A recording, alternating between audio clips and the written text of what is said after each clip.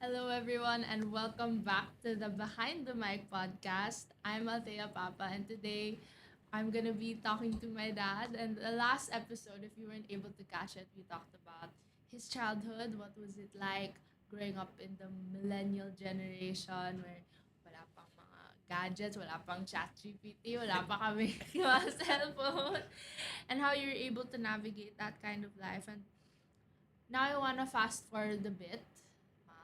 Early adult years. Yeah. Yeah. Are you ready? Yeah, ready na. Ready na. I have a lot of interesting questions. I'd say a lot of juicy questions na I've always been curious to ask since I was a kid. And I know some of the answers to these questions, but I think this is the first time we got to like really sit down and talk about it in depth. And how was it in your perspective from this story? So I'll start off by asking, what was one major turning point for you during that time in your One major. life? One major is talagang nung hmm, nabuntis si Mami Lenny nung 19 years old. So young, Pregnant with clueless. me. Yeah. Tapos, hindi namin alam yung gagawin namin. And growing up naman, we have faith na. And we know ano yung mga, alam mo yun, yung Like there's tama, ano yung yeah. mali. So, nag-usap kami ni Mami, Lenny that time na whatever happens, we will push through. Hindi lang namin alam kung paano namin sasabihin sa kay Lola Okay. Boots. So wait, Yeah. rewind muna. So mom was your girlfriend at the time. Yeah. You were both 19. How long were you dating? 3 years na. 3 3 years na. So, Ano kami, high school sweethearts. Naks. Naks. wow. Pero, elementary pa lang, nakikita na kami kasi sa Mm. school na sa St. Vincent, may dalawang category. May pang umaga, may pang So hapon. schoolmates na kayo na at that time. So, ano pa lang, elementary pa lang kami, may gusto na siya sa akin. Wow! No, that's not true, ah. Mommy, that was not what you told me. No, that's universidad. Okay, so you had a girlfriend of 3 years. When you were 19, because you were same age, she told you she was pregnant. Shucks. Shucks. Shucks. It sucks talaga. Well, how did your parents find out? How did Lola and Lola find out? Actually, yun nga, nag-usap ko ni Mami.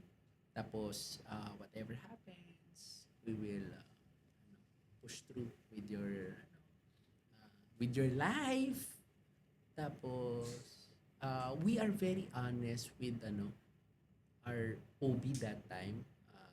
I don't know, Dr. Lim Ang, she was so, alam mo, isa siya sa mga reason and very thankful about her life talaga kasi that was the time na nag-aaral pa kami ni Mami Lenny before. You were in college? Yeah. Second year? First year? Second year. Tapos, wala kaming pangbayad sa mga check-up, saka pang vitamins si Mami that time. So, we're very, talagang honest with Dr. Okay. Lim Ang na, Doktora, hindi pa po namin nasasabi kay Mami Sa magulang. sa mga magulang namin. So, yeah. Tapos sabi, sige, libre muna ngayon. So, pag nagpapacheck up kami, alternate. May bayad, walang bayad, may bayad, walang bayad. That was sa sa Chinese 2000. General. 2007. Yeah. Yun, tapos, yun, kaya talagang din, sobrang bait lang talaga ni Lord na binigyan kami ng ganong klaseng OB na that was, bata pa rin si Doktora that time. So, alam niya yung hindi namin. Tapos, syempre, pro-life si Doktora kasi back then, I don't know medyo uso yung mga abortion. Yeah. Ganyan. Yung may mga ka-age kami. Nag-teen pregnancy also. Yeah. Nung high school Grabe, sabi namin pag nangyari sa atin to, we And will not do that. Will not do that. Yeah. so you were teen parents unable to provide. So how did Lolo and Lola react to that? To me. Yeah, ang alam mo, ang galing-galing mo kasi nung inamin namin siya, 4 months ka na. Okay. Pero sobrang liit mo. 4 months in the womb. Yeah, in the Okay. womb. Ang liit mo pa. Parang alam mo si Althea, ang cute-cute. Dahil hindi pa namin siya inaamin, kasi ang normal 4 months, makikita mo na talaga yung bump niya. Yeah. Ikaw, ang liit-liit mo pa. Tapos nung Ah. sinabi namin kay Mami and kay Daddy, no? So, alam mo, very, talaga, loving talaga si Lola Boss. Ano pang magagawa natin? Andyan na. Tapos, she, asked yun nga, yung mga vitamins, yung mga check-up, kung up to date ba, and ano yung mga dapat gawin, ano yung kailangan for your safety. So she Yeah. was overseeing the pregnancy. Yeah. Tapos, alam mo, in 2 weeks, yung 4 months mo na ganyan, bigla kang lumaki ng ganun. Kasi parang, ewan ko, siguro kasabihan ba yun na nakikisama, nagtatago siya. Kasi nga, dahil nga tinatago pa namin yung, So parang the baby knows what's going on. yeah, ang galing nga nun eh. It's so nice. Tapos, nung inamin na namin, in 2 weeks time, parang Biglang times 2 ata yung laki mo nun. Parang dahil, kilala na ako ng buong pamilya and I'm welcome na. So, it's showtime. Hindi na ako magtatago. Kaya hindi na ako magtatago. So, yun. But then there was another major turning point in your life. 2 years after. What happened there? Mali kasi kami ng intindi. So, ang thinking namin, after, habang nagbe-breastfeed pa daw, kasi nga, syempre may hormonal imbalance and all, hindi pa daw mabubuntis. So, mali pala. 6 months lang pala.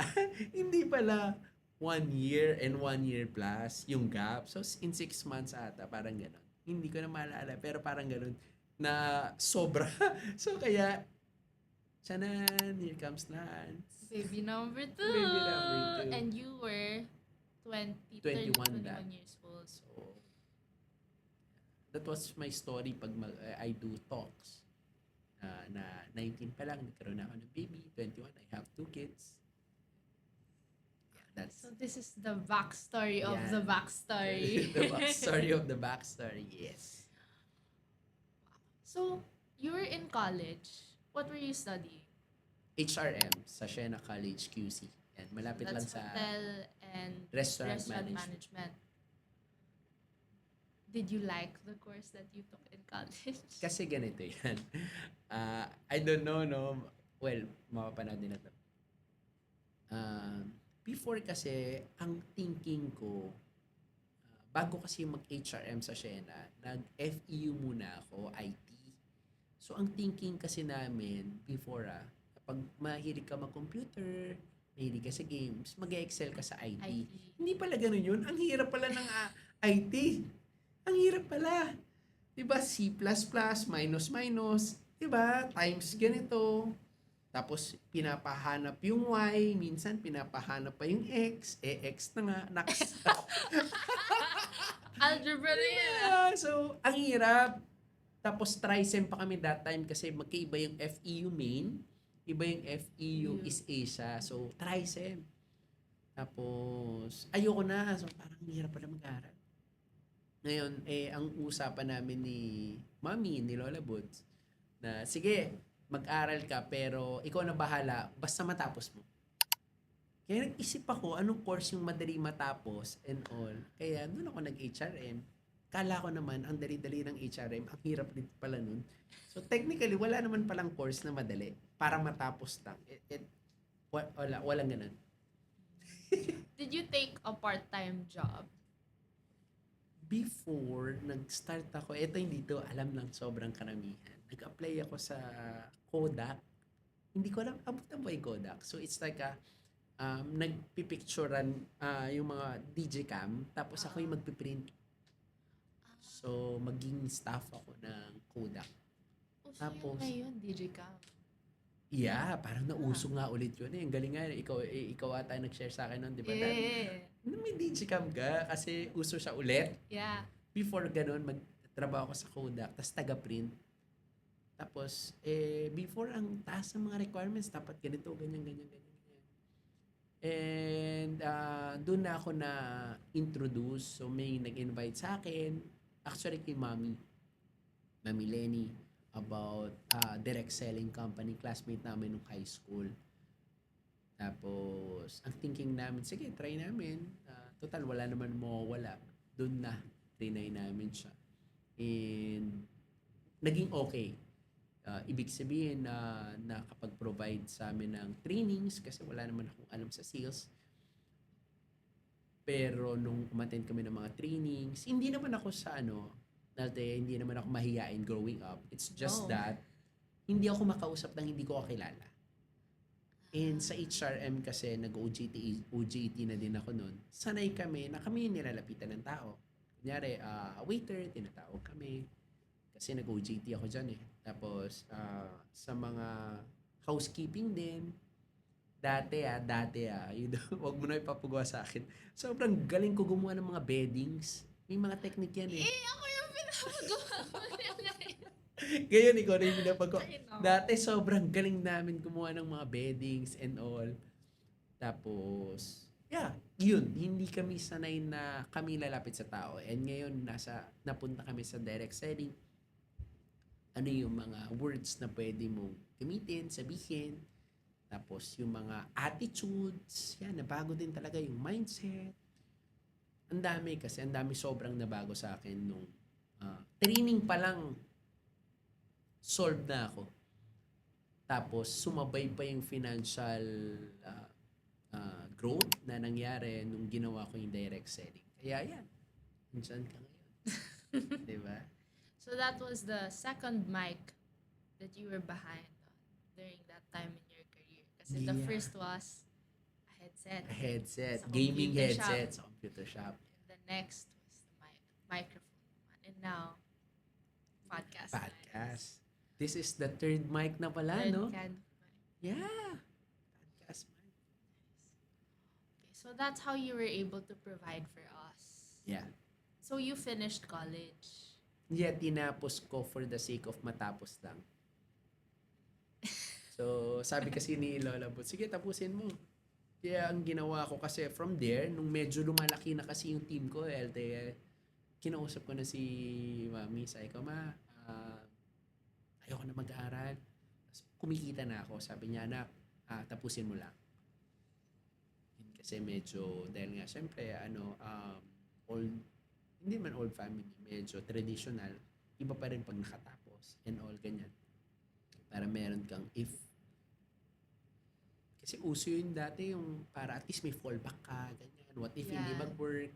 Pwede kasi ang goal ko, Althea, pa sa HRM ko, na even though, alam mo yun, for the sake of matapos, meron ka pa rin mga tiny, pwede akong magbarko, pwede akong pumunta kay Lola Rose sa Canada, kasi yun yung hinahanap sa ibang bansa and may mga opportunities. Yeah. Tapos, yun, that's the primary idea. Ba't ko siya ginawa? Na nag-HRM ako. Tapos yun, sinabi nga ni Mami, ni Lola Boots, tapusin mo lang. Kaya ang ginawa ko nun, hindi ko to sinishare normally. Ang ginawa ko, lahat ng klase ko pang umaga lang. Tapos, kasi ang office nag-start 1 p.m. onwards. Pag ngayon, etong subject na to, kunya Mr. Papa, 3 p.m. lang yung availability nito. Hindi, next sem na yan. Nilalagay ko next sem. Para hindi masagasaan yung ginagawa kong business. So, technically, tumagal nga ako. Ang goal naman, sabi ni Lola Boots, magtapos. Hindi naman sinabing bilisan. Ay! Okay, dumiskarte. Dumiskarte ako kasi sabi, tapusin mo lang. Diba? So, following instructions. Instructions. Hindi naman sinabing bilisan. So, hindi ko na binilisan. Kaya, it took me 6 years tapusin yung college. Okay, so you took HRM. You didn't end up becoming an OFW kasi wala ka naman sa barko ngayon. Yeah. So you continue to pursue that line of business, the Yeah. direct selling. So you and mom never got married. Yeah. Okay, ito na. You and mommy never got married.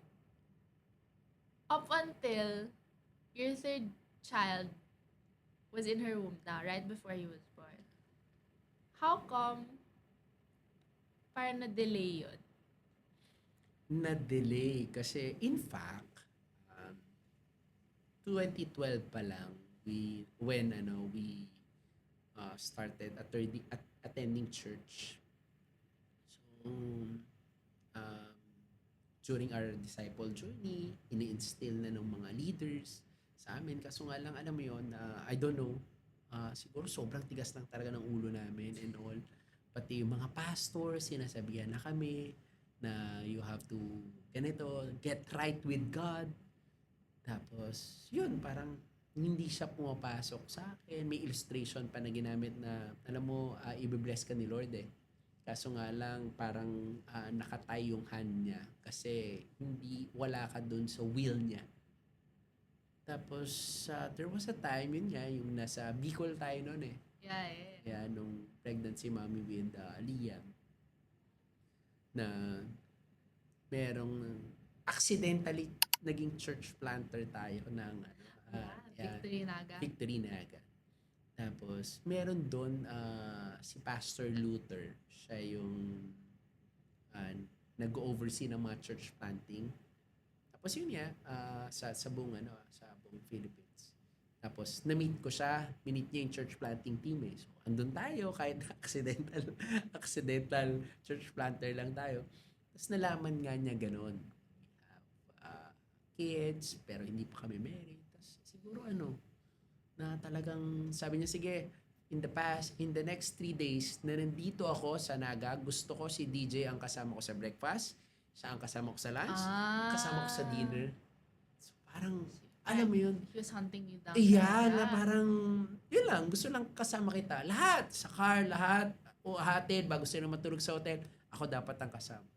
Tapos, ang lakas lang talaga ng prompting ng Holy Spirit na, hindi ko siya na kailangan ko na siyang gawin. Tapos ngayon, after a few days, goes back to Manila. Tapos yun, sabi ko, Mami, kailangan na natin iayos to. Naayos natin yung finances natin, naayos natin yung relationship natin. We have to get right with God, with our marriage. Tapos yun, after a week, naayos namin lahat ng requirements. Yun, nagpakasal kami sa West. Ang nagkasal sa amin, mayor. I don't know if I remember. I was there at the wedding. I think we only have 9 ata na guests. 9 guests. Or 8 guests. Kasi yun yung challenge eh, magkasos. Yung alam mo yung worldly view, magkasos magpakasal, ganito, ganyan. And you both aren't party people in that way. Yeah. Tapos, yung thinking that minsan kasi yung weddings parang hindi na to please God to please other people na, the visitors, ito yung nila. So, pero kami kay God talaga. So getting right with God na even wala sila noon hindi nakapunta sila Lola Boots, Lola June, sila Naga, Papi. they were in Manila. So parang 9 tas ang ginastos na ata total namin 6,000 pesos lang. For the lahat. Everything. The cake, the food, the rings. Lahat. The rings. Yan. Hanggang ngayon, di ba? Ito yung ring namin. 1,100, dalawa na. Wow. So talagang we just wanna honor God in our marriage, in our family. So, yun. And in that way, I feel like you guys got to experience the Lord's favor after committing to walk in His will for your life. Kasi if you look at your life now, 5 kids later. Tapos, ang galing lang, Althea, share ko sa'yo. Ang galing ng impact kasi nga I'm leading a team. Di ba? Meron akong core group. Alam mo, nagulat ako nung ginawa ko siya. Pakonti-konti na rin nagpapakasal yung mga leaders ko, core leaders ko na live-in sila. na meron na rin kids, ginaya kami. Tapos yung iba ang galing kasi hindi na nila ginawa yung ginawa namin na nag-kids muna bago ikasal. Ano kagad, sabi niya, which is nakakatuwa kasi yung iba doon, inaanak namin, 'di Sa ba? kasal. Sa kasal, 'di ba? Halos 2-3 years age gap lang kami pero they considering us ninong and ninang ni Mami Lenny. Nakakatuwa kasi alam mo yun, na even though 'di ba from the from the origin medyo mali, you can get right pa rin palaki. Yeah, I believe yung grace talaga ni Lord, it's sufficient every single day. Every single day. It's all grace. It's all God. So your redemption story became a testimony to reach other people. Yeah. Praise God. And now, so many years later, you're on a different path, Yeah. experiencing a different kind of setback and turning point, which is something that you should stay tuned for in the next episode. So, before we end, as we wrap up, siguro one lesson you want to share with our listeners to end this episode. Ah, sa akin one lesson, it's never too late sa lahat ng bagay to do the right things, to do the right way, to go to the right people, and of course, to go to God. Wala siyang hindi sa dapat pala 5 years ago, dapat pala 3 years ago, dapat pala last year, last week, yesterday, it's walang perfect. So, if it's now, you go now. Diba? So, parang ganun para sa akin. So, to our viewers watching, thank you for listening to episode 2 of the Behind the Mic podcast. I'm Althea Papa together with my dad. Thanks, Daddy. Yeah. Thank you for watching and hope na-inspire namin kayo, na-empower namin kayo. See you sa next episode natin. Bye! Bye!